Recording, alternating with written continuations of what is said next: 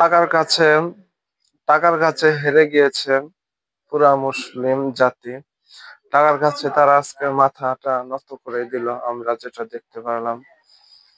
আপনারা দেখেছেন যে সৌদি আরবে কয়েকদিন আগে ডোনাল্ড ট্রাম্প যখন আগমন করলেন, সৌদি আরবের বাদশা সহ, জর্ডানের বাদশা সহ, কাতারের বাদশা সহ সকলেই তাদের সাথে চুক্তি করেছে।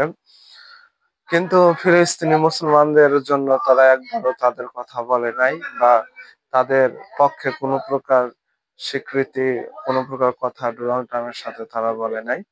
বরঞ্চ ইসরায়েলের সাথে কিভাবে চুক্তি করা যায় সে বিষয়ে তারা কথা বলেছে। তো এখানে ইসরায়েল কিন্তু নতুন করে, আপনারা দেখেছেন যে আজকে 150-র মতো ফিলিস্তিনি মুসলমান নিহত হয়েছে, যেখানে আপনার হচ্ছে তারা গাজাকে ক্লিন করার জন্য যে মিশন শুরু করে দিয়েছে, হাজার হাজার রিজার্ভ সৈন্য নামানো হয়েছে ফিলিস্তিনি মুসলমানদেরকে সেখানে উচ্ছেদ করার জন্য, সেটা তারা পরিকল্পনা করে ফেলেছে। আর এই উপলক্ষে কিন্তু ডোনাল্ড ট্রাম্প মুসলিম দেশগুলোতে এসে তাদের সাথে চুক্তিবদ্ধ করার একটি পরিকল্পনা করেছিলেন।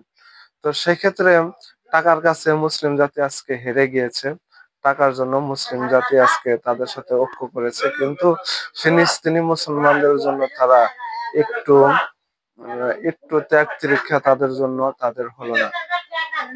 আল্লাহ মহান রব্বুল আলামিন বলেছেন, ওয়ামা লাকুম লা তুকাতিলুনা ফি সাবিলিল্লাহ ওয়াল মুস্তাদআফিনা মিনার রিজালি ওয়ান নিসাই ওয়াল বিলদানিল্লাযিনা ইয়াকুলুনা রাব্বানা আখরিজনা মিন হাযিহিল ক্বরয়াতিজ যালিমি আহলুহা ওয়াজআলনা মিন লাদুনকা ওয়ালিয়া ওয়াজআলনা মিন লাদুনকা নাসীরা।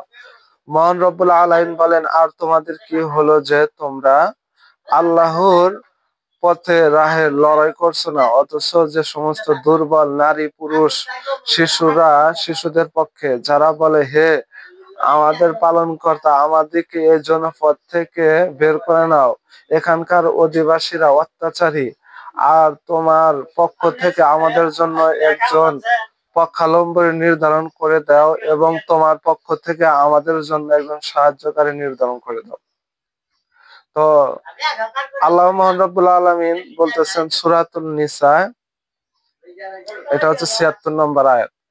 তো এই আয়াতে আল্লাহ তাআলা বলে যে তোমাদের কি হয়েছে, তোমরা যে আল্লাহর রাস্তায় জিহাদের জন্য বের হচ্ছ না, অথচ দুর্বল নারী ও শিশুরা যারা আল্লাহর কাছে আর্তনাদ করে বলতেছে, আল্লাহ আমাদের জন্য একজন সাহায্যকারী পাঠাও। তো সাহায্যকারী কি হবে?